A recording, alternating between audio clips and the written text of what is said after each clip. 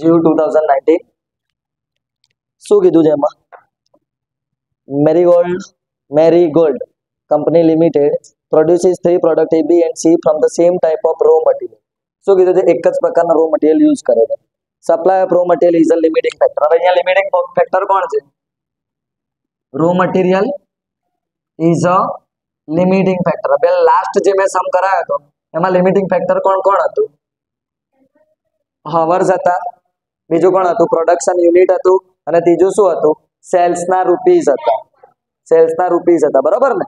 હવે અહીંયા ખાલી શું કીધું છે? રો મટીરિયલ શેમાં હોય? કેજીમાં હશે, બરાબર? તો આપણે એ ગણતરી કરીએ. Raw material is a limiting factor. તમારે રો મટીરિયલની અહીંયા અછત ઊભી થવાની છે.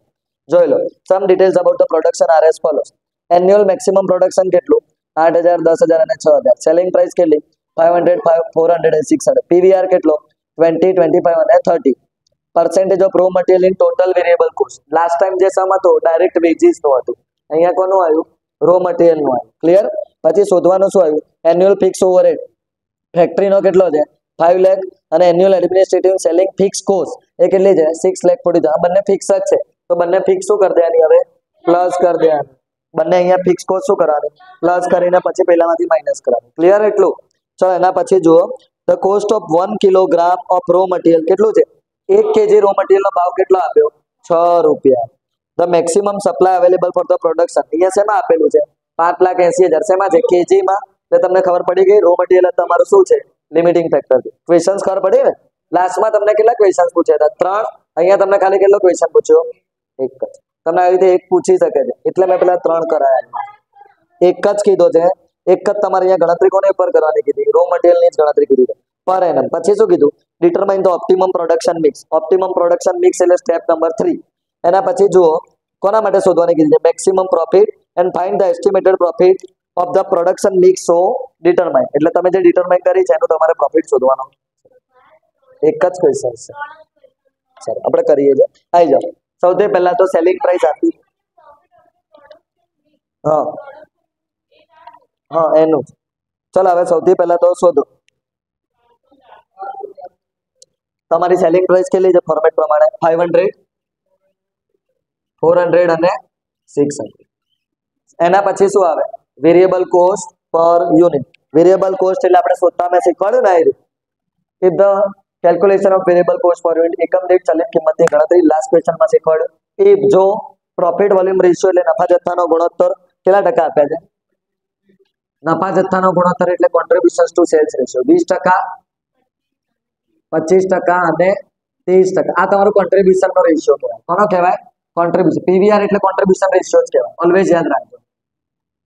એના પછી જે વધ્યું, બરાબર, પૂરેપૂરા કેટલા? 100% હોય, 100 માંથી 20 કાઢો તો 80% તમારે શું કહેવાય? Variable cost ratio. આ 75% અને આ કેટલું? 70%. આટલું ખબર પડી પહેલું તો. ચલો હવે એના ઉપરથી આપણે શું શોધવાનું આવશે? વેરિયેબલ કોસ્ટ પર યુનિટ. એના માટે તો આપણે મજૂરી કરીએ. સેલ્સ ગુણ્યા વેરિયેબલ કોસ્ટ રેશિયો. સેલ્સ કેટલો આપ્યો છે તમને? 500. અહીંયા ધ્યાન આપજો. 500 ઇન્ટુ 80% કેટલો આવશે? 400. પછી જે 400 ઇન્ટુ 75% એટલે કેટલા આવ્યા? 300. અને ફરીથી 600 ઇન્ટુ 70% 420. દીપાનું નામ આવ્યું. ચલો ક્લિયર? એટલું 400 પછી 300 અને લાસ્ટમાં દીપા. XY okay. અહીંયા બરાબર છે. અહીંયા A for Ahmedabad, B for Bombay, C for Calcutta. Done. ચલો હવે એના પછી બોલો 100, 100, 180. ડન. એટલું. ચલો હવે આ તમારું શું મળ્યું? કોન્ટ્રીબ્યુશન્સ મળ્યું, જેને તમારે શું કરવાના છે? હવે શું કરવાના છે? ડિવાઈડ કરવાના ને. કોના વડે ડિવાઈડ કરશો? આ એકમ દીઠ તમારો ફાળો મળ્યો. હવે એને ડિવાઈડ આપણે ગણતરી કોની પરથી કરીએ? લિમિટિંગ ફેક્ટર જે છે કોણ છે? Raw material. તો રો મટીરિયલ અહીંયા શોધવું પડશે ને. રો મટીરિયલ શેમાં આવશે? ઇન કેજીસમાં. કેજી તમારે શોધવા પડશે. તમારી જોડે કેજી આપ્યા છે કે 1 યુનિટ બનાવવામાં કેટલા કેજી વપરાય? 6 કેજી કે 6 રૂપિયા? 6 રૂપિયા છે. તો હવે તમારે એને શેમાં બનાવવા પડશે? કેજીમાં લાસ્ટ ક્વેશ્ચન જે શીખવાડ્યો એના જેવી જ રીતે બરાબર.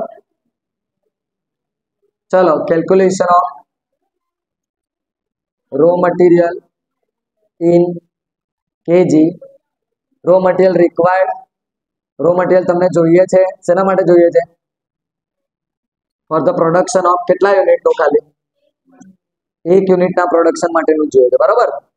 1 એકમના ઉત્પાદન માટે જરૂરી સામાન શેમાં? કેજીમાં. આલુ ડન. ચલો હવે સૌથી પહેલા તો અહીંયા તમને કીધો છે 1 કેજી નો ભાવ આપી દીધો. શું આપી દીધો છે? 1 કેજી નો ભાવ કેટલો છે? હા, 1 KG is equal to 6 rupees. તો મારે શું જોઈશે? મારે 1 યુનિટમાં કેટલા કેજી બનાવવું? મારે અહીંયા શું જોઈએ છે? 1 યુનિટ બનાવવા માટે મને કેટલા કેજી જોઈએ? લખ્યું ને મેં આખું. તો ચાલો સૌથી પહેલા તો આપણે શું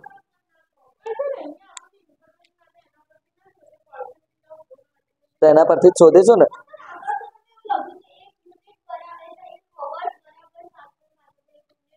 હા, 1 યુનિટ બરાબર અહીંયા જો 1 કેજી બરાબર તને કેટલા આપ્યા છે? 6 રૂપિયા. હવે શોધવો પડશે અહીંયા તમારે. હા, એ જ કરું છું સ્ટાર કરીને. કેલ્ક્યુલેશન ઓફ શું આપેલું છે તમને? percentage of raw material, percentage of raw material in total variable cost. આવું લખ્યું છે ને ગુજરાતીમાં એક્ઝેક્ટ બોલતો. ફરીથી પહેલે કુલ ચલિત ખર્ચમાં કાચા માલની ટકાવારીની ગણતરી. ડન આટલું. ચલો હવે A B C. ચલો અહીંયા આપ્યો છે કેટલો ભાવ આપ્યો છે? વેરિયેબલ કોસ્ટ કેટલો આપ્યો? 400, પછી 300 અને ડન ને ગુણ્યા કેટલી ટકાવારી આપી છે? ડન. હા એ જ 39, 60 અને બ્રિટાનિયા 60. ચલો 156, 180, 252. Okay done. ચલો આટલું ક્લિયર. હવે એના પછી શું કરશો બોલો? શું શોધવું પડશે હવે? આ તો શું મળ્યું છે? આ રૂપીસમાં મળ્યું છે. શેમાં મળ્યું છે? રૂપીસમાં. આપણાને શેમાં જોઈએ છે? કેજીમાં જોઈએ છે. હા, તો આ 156 ભાગ્યા 6 કેટલા? 26 કેજી તમે બનાવશો 1 યુનિટ બનાવવા. ક્લિયર. ચલો બી ની અંદર 30 કેજી ની જરૂર પડશે અને અહીંયા 42 કેજી ની જરૂર પડશે. ડન. આટલું ડન ને. ચલો હવે એની પછી પહેલા એને ડિવાઈડ કરીશું. અહીંયા 26 કેજી થી, 30 કેજી થી અને 42 કેજી થી 3.85, 3.33, 4.29. હવે આ શેમાં મળ્યું? કન્ટ્રીબ્યુશન્સ પર યુનિટ ઓફ રો મટીરિયલ બરાબર ઇન કેજી. બરાબર. હવે આનું શું આવશે? રેન્ક એટલે શું આવે? ક્રમ.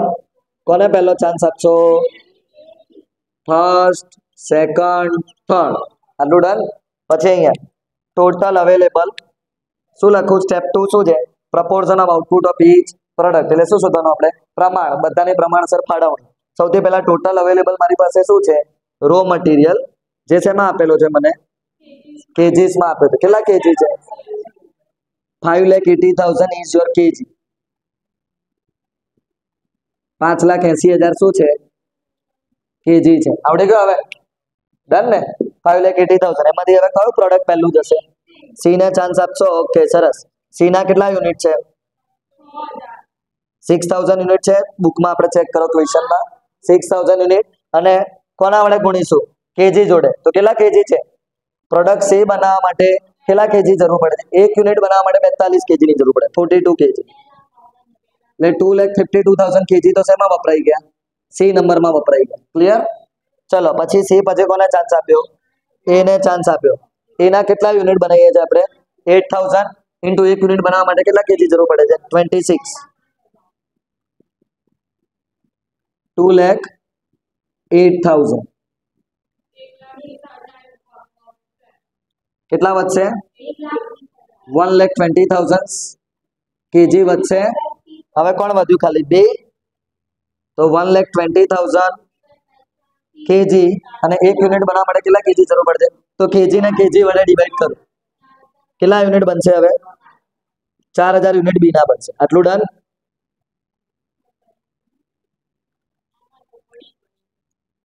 એ કેટલો 8000 બી કેટલું 4000 અને સી કેટલું 6000 બરાબર આ બધું શેમાં આવી ગયું યુનિટ્સમાં આવી ગયું હવે અહીંયા શોધી નાખીએ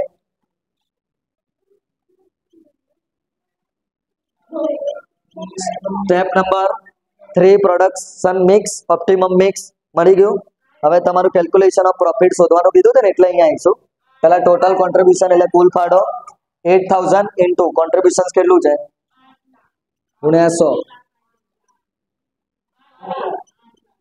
8 લાખ ચલો બી ની અંદર કેટલા યુનિટ છે 4000 ઇન્ટુ કોન્ટ્રીબ્યુશન કેટલો છે 100 રૂપીસ નો કેટલું આવ્યું 4 લાખ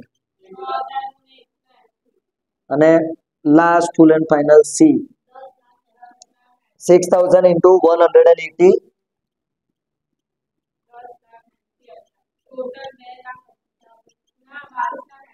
10,80,000 ટોટલ કેટલું થયું 22,80,000 જે તમારો આવ્યો એ તમારો ટોટલ કોન્ટ્રીબ્યુશન કુલ ફાળો આટલો તમારો કુલ ખર્ચ થયો છે એમાંથી તમારે શું કરવાનું ફિક્સ કોસ્ટ તમારી ફિક્સ કોસ્ટ બે છે જો એક તો ફિક્સ ઓવરહેડ ફેક્ટરીની છે અને એડમિનિસ્ટ્રેટિવ સેલિંગની બધી એટલે વેચાણ વિતરણ ઓફિસની અને ફેક્ટરીની કારખાનાની બધી જ અહીંયા પ્લસ કરી દો બંનેના કેટલા છે ટોટલ